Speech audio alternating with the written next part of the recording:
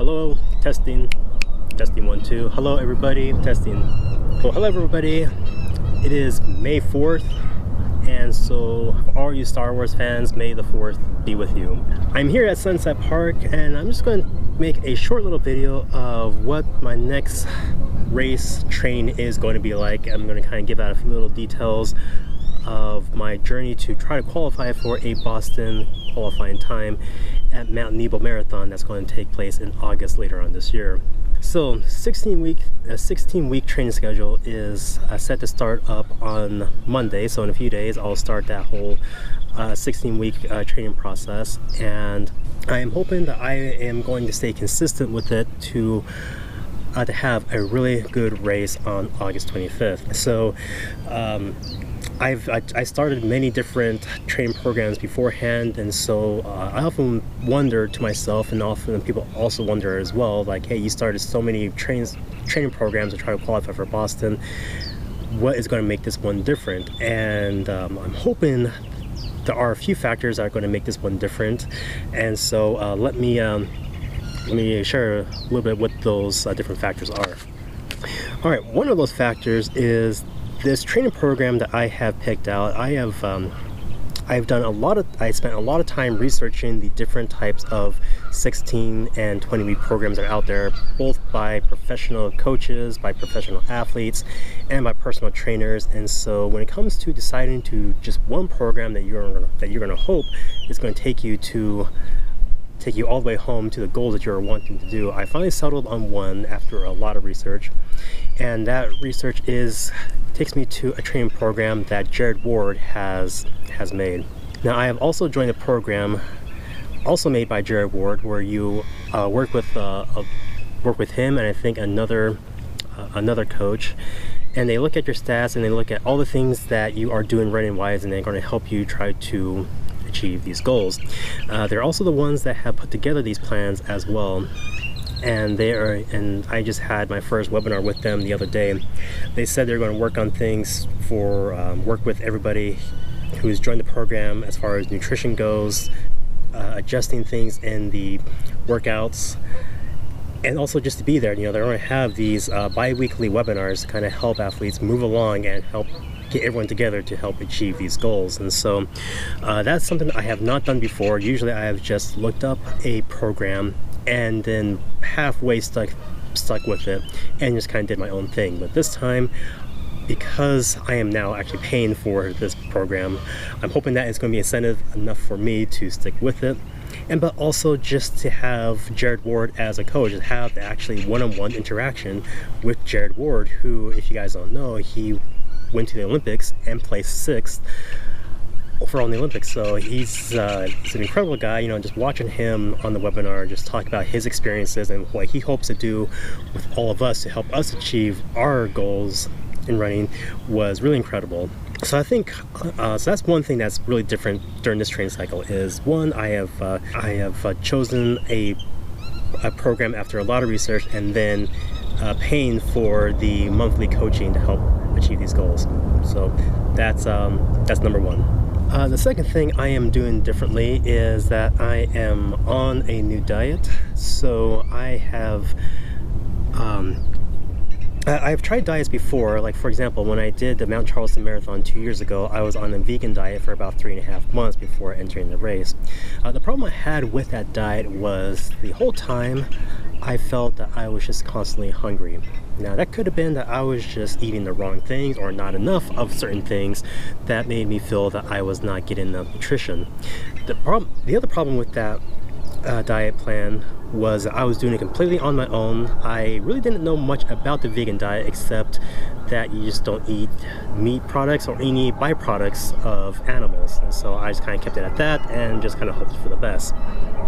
But this time I'm on another diet that is now actually presented by this diet plan is different because it's actually now regulated by a personal trainer. And so she lays out all the details of what's included in the diet and how much I should be eating and how I should make adjustments.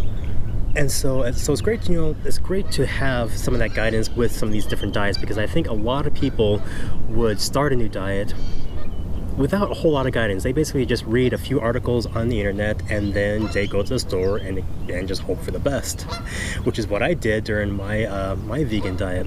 Now this diet is the ketogenic diet, or in other words the keto diet. So it is going to be a high fat, low carb diet.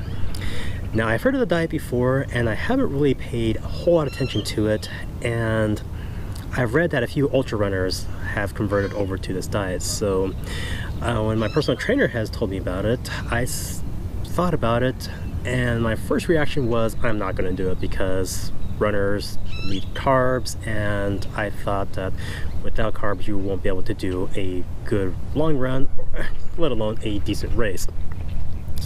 But I've been on the diet for 2 weeks now, which is great. You know, it's good to have a pretty good base of that diet established before starting the 16-week training program. So far it's been great. I'll kind of be updating you on how the diet is going and if there's any adjustments down the road, because there might be adjustments. I'm not sure if those are going to be adjustments to an entirely new diet, or if an adjustment of just what the keto diet is doing for me. So that's another thing that's going to be different for me, is that I am now on a really good diet, and it's also being managed by a personal trainer. So that is another step I'm doing to help me. The other thing I am doing, or at least I have decided on, was a type of shoes I'm going to train in, and also what I'm going to race in as well. Now this is usually like an easier thing that a lot of people can usually determine. But I've been using primarily 2 different shoes for the past 4 years for running, which has been Skechers Performance and the Hoka One One. And so I've been bouncing between those 2 shoes when it comes to running and training.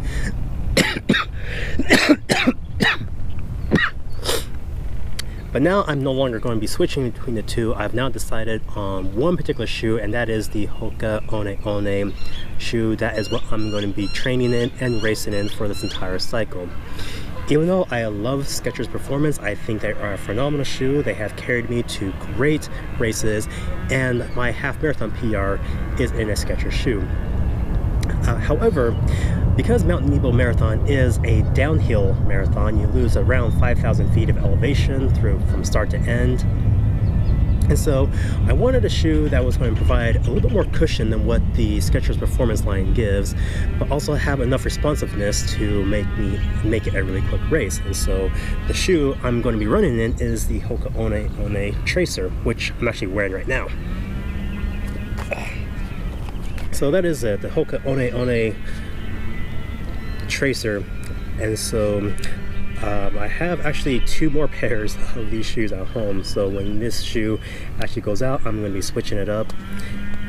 And so that is it. That's the shoe. This is it. I'm not going to be wearing or training in any other shoes for this entire 16-week cycle.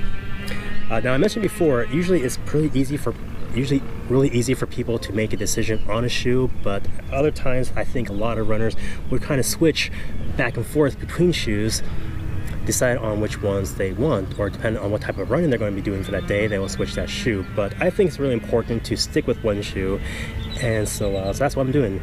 Hoka One One Tracer.